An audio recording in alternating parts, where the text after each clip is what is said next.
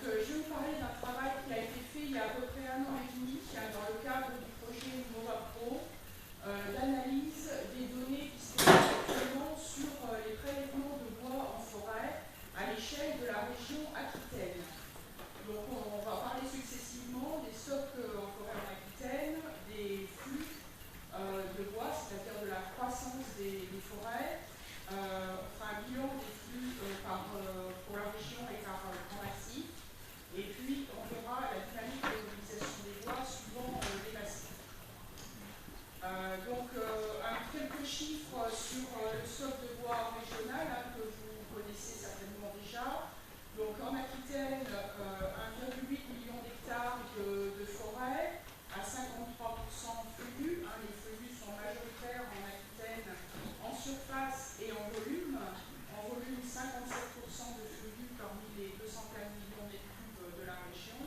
Et puis une production brute, c'est-à-dire un accroissement biologique des forêts compté en volume bois-fortige de 9 millions de mètres cubes par an, mais qui est là majoritairement résineux. La contribution à l'accroissement des forêts des résineux étant plus forte que celle des feuillus. Alors à l'époque où nous avons fait ce travail, la réforme territoriale n'était pas encore tout à fait d'actualité, mais si on recalcule ces chiffres pour la future grande région, donc Aquitaine, Limousin, on obtient donc 2,8 millions d'hectares de surface, 380 millions de mètres cubes et une production biologique brute de 16 millions de mètres cubes par an.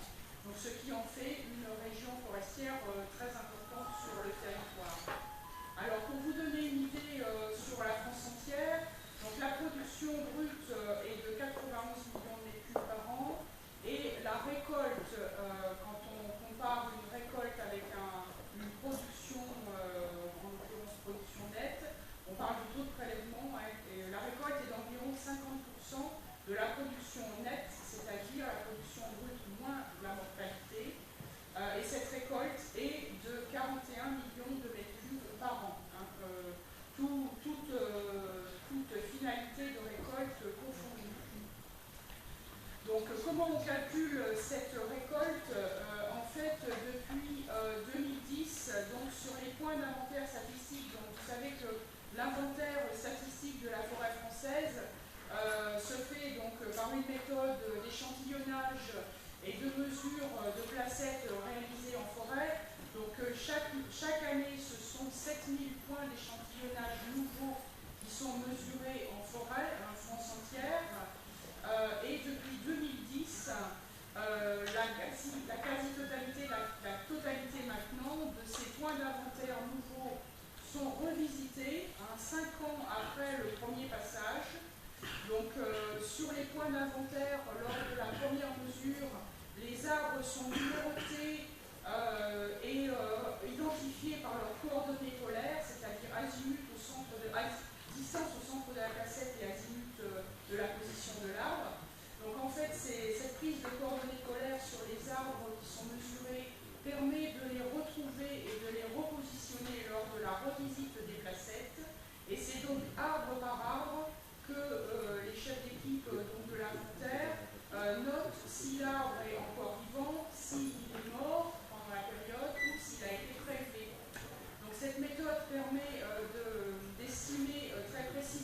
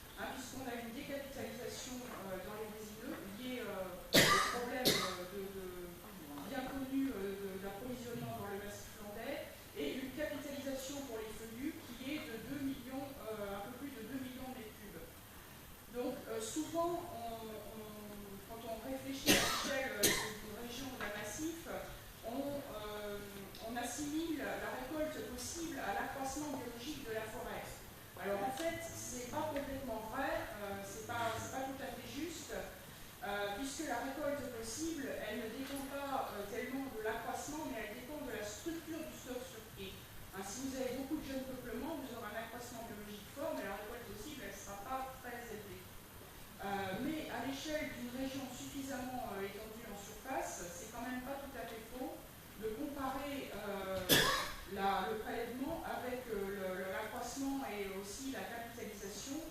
Donc on peut constater que le prélèvement des feuillus, qui est actuellement de 1,3 million de mètres cubes par 1 million de mètres cubes par an, pourrait doubler, voire plus, sans qu'il y ait décapitalisation. Alors ce chiffre-là ne présage en rien la faisabilité économique de la chose, qui est abordée par les autres exposés. Mais effectivement, c'est ce qu'on peut constater dans le cycle d'évolution de la forêt en Aquitaine. Alors, quand on regarde où se trouvent les coupes, puisqu'on note sur les points la réalisation ou pas d'une coupe, totale ou partielle, donc la fréquence des coupes est très variable suivant les secteurs.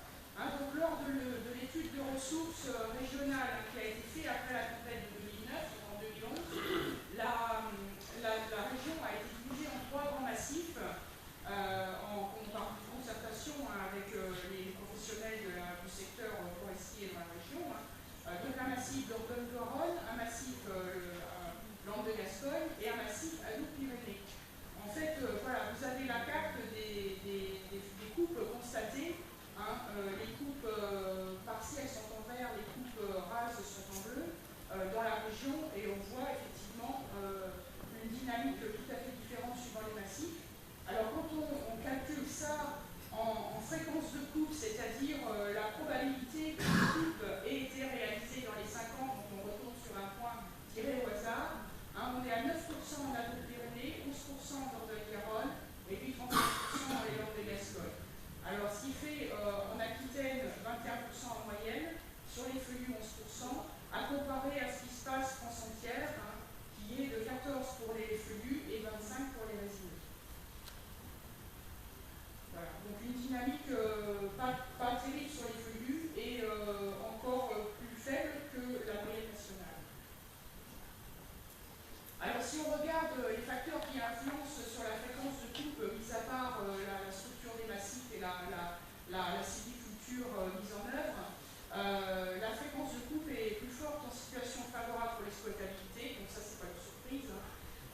Nous on calcule en fait sur les points d'inventaire une difficulté d'exploitation, enfin un niveau de difficulté de l'exploitabilité en fonction de plusieurs paramètres qui sont pris point par point sur le terrain, qui sont en fait le caractère praticable en toute saison ou pas du terrain, le caractère existant ou non d'un itinéraire de débardage, la pente sur l'itinéraire de débardage et la distance de débardage. Alors quand on croise tous ces facteurs, on obtient une difficulté d'exploitation, et le facteur le plus discriminant de la fréquence de coupe, c'est la distance de débardage, parmi tous ces facteurs. Alors si on regarde comment évolue la fréquence de coupe par rapport au volume unitaire des arbres, donc en Dordogne-Garonne, on a un résultat assez logique qui est que la fréquence de coupe augmente avec le volume unitaire de l'arbre sur la placette, mais en Adour-Pyrénées, c'est l'inverse. Alors ça peut être un petit peu surprenant, mais on peut mettre ça en relation avec le fait qu'en Adour-Pyrénées, on a des présences de gros bois dans des zones difficiles d'accès qui font qu'en moyenne, eh bien, ce sont plutôt des petits bois, des bois moins gros qui sont majoritairement exploités. Alors, les composantes de la récolte. Alors, si on se place au niveau d'une région, la récolte, c'est quoi? Eh bien, c'est quelque chose de simple, on peut dire que c'est quelque chose de simple. La récolte, ce sont soit des coupes d'amélioration, donc des coupes partielles, soit des coupes définitives. Alors, ce qu'on peut faire comme hypothèse, qui est pas tout à fait juste et un peu simplificatrice, mais pas tout à fait faux quand même, c'est de dire que les coupes d'amélioration concernent les petits bois et les bois moyens et consistent en une récolte d'une certaine proportion de la croissance nette de ces arbres-là, et que les coupes définitives concernent les bois plus gros et consistent donc en une proportion du stock disponible des gros bois et très gros bois. Alors ça, tout ça est très bien expliqué dans un article qui est paru dans la revue forestière française fin 2013, un article de Jean-Christophe Hervé et Jean-Luc